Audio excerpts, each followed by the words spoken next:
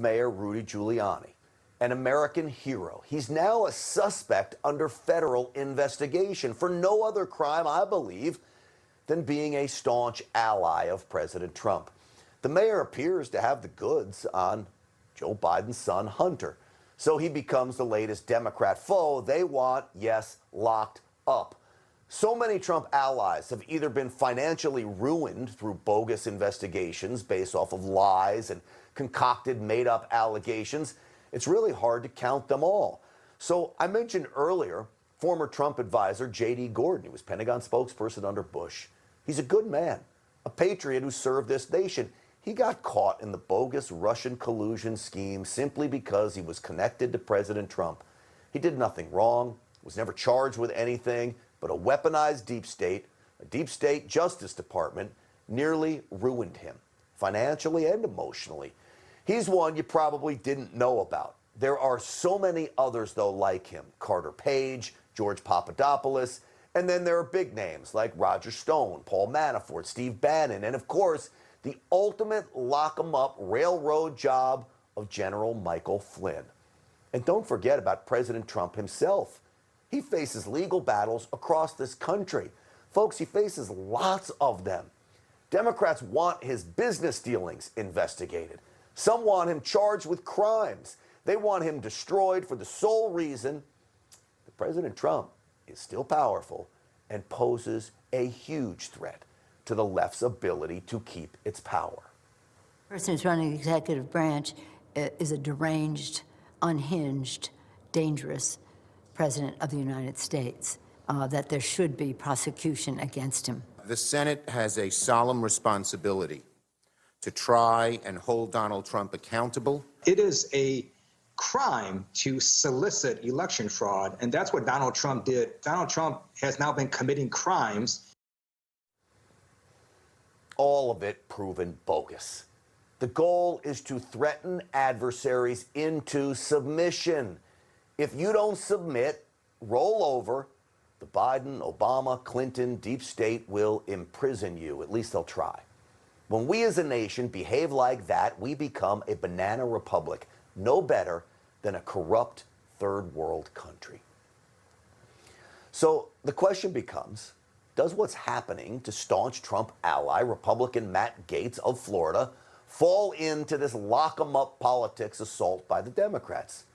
The answer clearly is certainly a maybe. After the history of the Justice Department getting things wrong and persecuting Trump allies, I believe Matt Gaetz before I believe the FBI. Still, Gaetz is the subject of a very serious federal, quote, sex trafficking investigation that includes allegations of having sex with a 17-year-old. But Gaetz adamantly denies those allegations, and I mean adamantly, even claiming he's part of a wild $25 million extortion scheme run by former high-level government insiders. I say, let the investigation play out. Give the man due process. And let me be clear here. After more than a month, not one woman has surfaced to accuse the congressman of wrongdoing. And I can't tell you who the 17-year-old girl is or what her identity is because the government has not revealed any evidence against him or filed any charges against him. But now there's a story out that Gaetz' buddy Joel Greenberg is backing the allegations up. If they're true, Gaetz deserves punishment. I think everyone agrees with that. But that, folks, is a very big if. So with that, who better to ask if they're true or not and what Joel Greenberg's motivations may be than Republican Congressman from Florida, Matt Gaetz himself. Congressman, I'd like to welcome you to the program. Thanks for having me, Grant. So what do you think? What do you say? They're true, the 17-year-old Greenberg, his motivations? Lay it on me.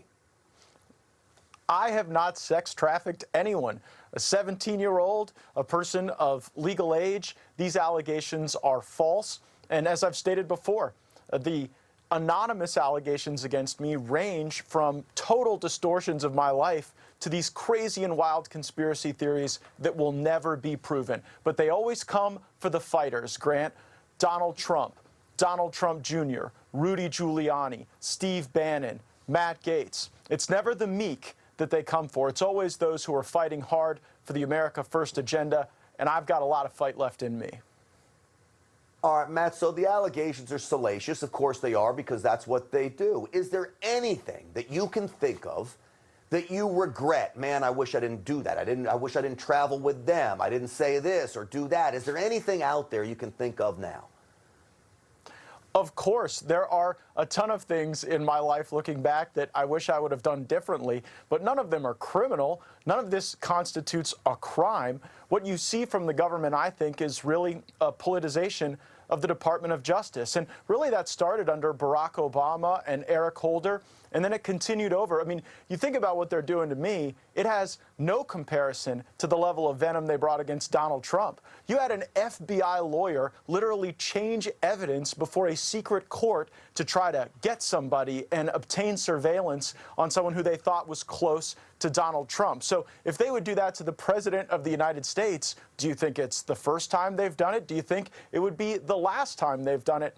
I think there's a lot of swamp left to be drained at the Department of Justice. I don't think that should be a place where we exact our politics. And I'm confident that in the end, the truth will prevail as to my conduct and as to others. I mean, Rudy Giuliani is an American patriot. The guy single-handedly brought down the mob in the Southern District of New York, and now they're going after him.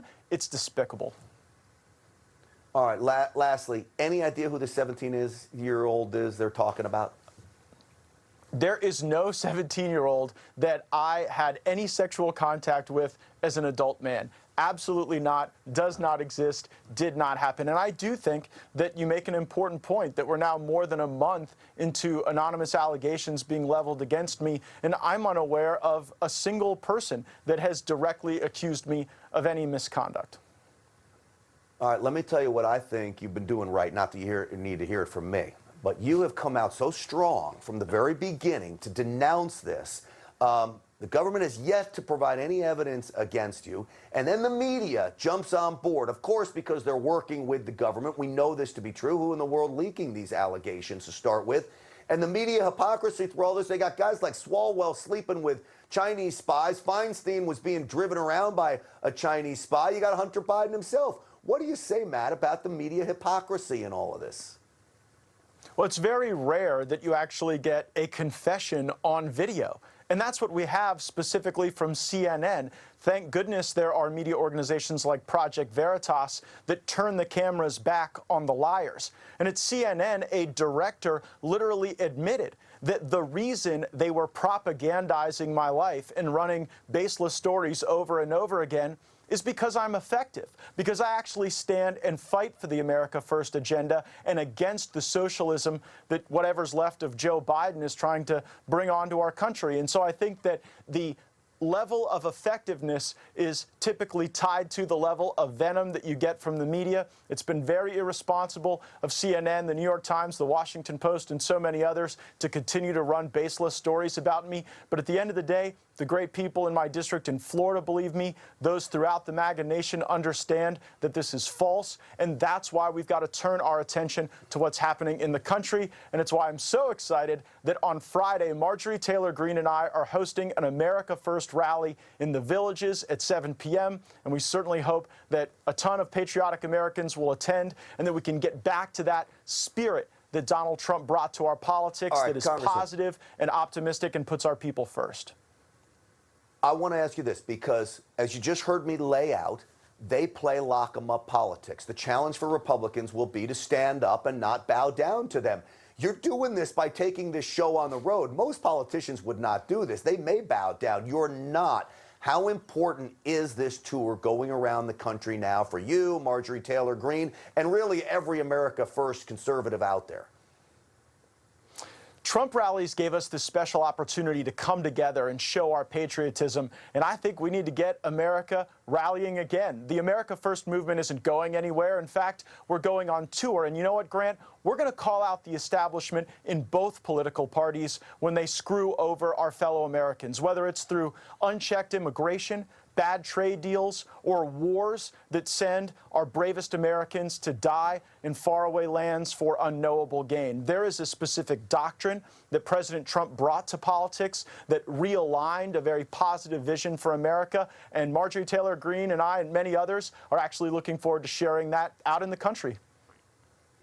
Well, I appreciate you coming on the program, answering some tough questions, Matt Gaetz. I know I'm sure you'll get more of them, but take them head on. You're doing the right thing by fighting this with all the vigor you have. And again, I appreciate you coming on, Matt Gaetz. Thank you.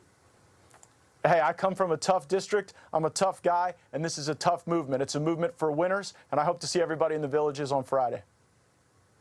Well, you got that right. Congressman Matt Gaetz, thank you for coming on the program.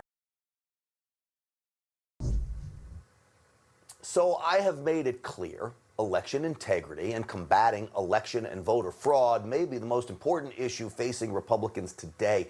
If we don't get back to pre-2020 election rules, Republicans may never win another election again. The Democrats weaponized the China virus to unleash a mail-in ballot scheme that led to the installation, yes, I said installation, of Joe Biden.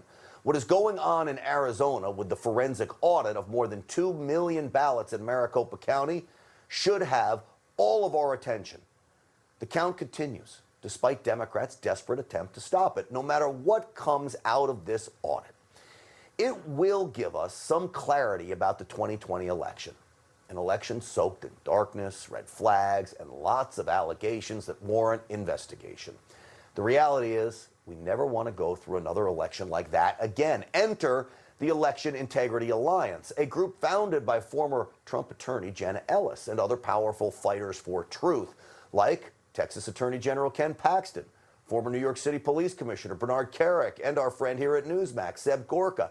The group's goal is to unite efforts across the nation to combat election fraud. The Election Integrity Alliance wants to build solutions and provide resources to state legislators and the public when it comes to free and fair elections, right? Noble cause.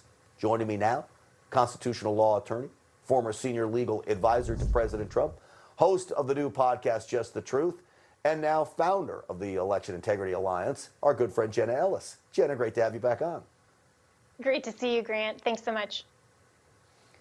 Jenna, I don't know if there's another group more needed than this. This is the issue of our time right now. Absolutely. You're so right, Grant. This is the #1 issue facing America, that we have to make sure that we are protecting free and fair elections, because we are in a nation where our Constitution mandates and requires that we, the people, get to select and prefer our leaders. And the only way we do that is through the rule of law. We saw in the aftermath of the 2020 election that it was completely lawless, that election officials and administrators in at least 6 states violated the law in their states. They completely ignored the rules. And state legislatures that were Republican-led, by the way, missed their opportunity, derelicted their duty, and did not cure the corruption that the Constitution requires them to do. So this Election Integrity Alliance is so important because we are going to actually do the groundwork. We're going to build a coalition of allies who are already doing this important work and give the tools and resources and support to the states to make sure to put back election safeguards to protect our vote. This is so important. And I want to highlight, Grant, we're not competing with any other efforts. We are building a group of allies, and we're already funded with several $100,000 to make sure that we are supporting this effort. All right, so coalitions, whether it comes to fighting for your gun rights or fighting for election integrity, they're so important. Groups need to work together. Give me a real example, though, of something you can do. You put lawyers? Do you give sample legislation to legislators? How does this work? All of the above. And so what our board is going to be doing, first and foremost, go to AmericanGreatnessFund.com, sign up for all of our news releases and alerts, because one of the things that the American people want to know is what's going on. We want to give you the truth, not the spin. We want to highlight what various organizations are doing in litigation, in legislation, in making sure to combat election fraud. So we're not doing this alone. We're doing this with a nationwide coalition. And absolutely, sample legislation, for example, just telling state legislators, you need to reclaim your plenary power that Article 2, Section 1.2 requires, that you are the ones that select the manner of the delegates chosen for the Electoral College. You have the responsibility to make sure that the certifications are accurate. So for the legislatures to simply say, hey, we have to certify it, it has to come to us first. Yeah. We can't delegate this authority anymore. That's one very simple solution that legislatures in all 50 states need to pass, and pass now. All right, so before I let you go, because all of this is so important, it sounds so simple too. We were so upset about so many Republican groups just punting, legislatures punting across the state, across the country rather. Let me play you a clip from Stacey Abrams where she makes an admission, and I believe she was the architect of what I call the mail-in ballot scheme here from Georgia. Listen to Stacey. Are you concerned that Democrats could actually lose control of the House and Senate as a result of those? I mean, yes, as a partisan, I am concerned about whether my party, which tends to be over-representative of communities of color, of communities that are disadvantaged and marginalized, that the party to which I pledge allegiance, or at least I have given my fealty, that the party could lose. All right, so she's talking about all these voter laws, Jenna. If you can, in 30 seconds or less, sum up your thoughts about her admission right there that maybe they're going too far and they're going to lose votes. Well, they should. And it's ridiculous that she's pledging her fealty and loyalty to a party. My pledge is to the United States of America and one nation under God, indivisible with liberty and justice for all. That's my pledge. And that needs to be the pledge of every American. That's why election integrity is so important. This is not about the big lie of election integrity. This is about the big lie, as President Trump said, that there was nothing that went on in the 2020 election. We know what happened. We have the proof. Now we have to do the groundwork and make sure it never happens again. Go to AmericanGreatnessFund.com to join the effort. All right, Jenna Ellis, always fighting. This woman is always fighting, folks, and we love it. Jenna Ellis, thank you. Thanks so much, Grant. Love you too. All right, absolutely. She's always fighting for all of us, really. I mean, I don't know where she gets the energy, but we need it. You need it too. You guys need to be fighting as well.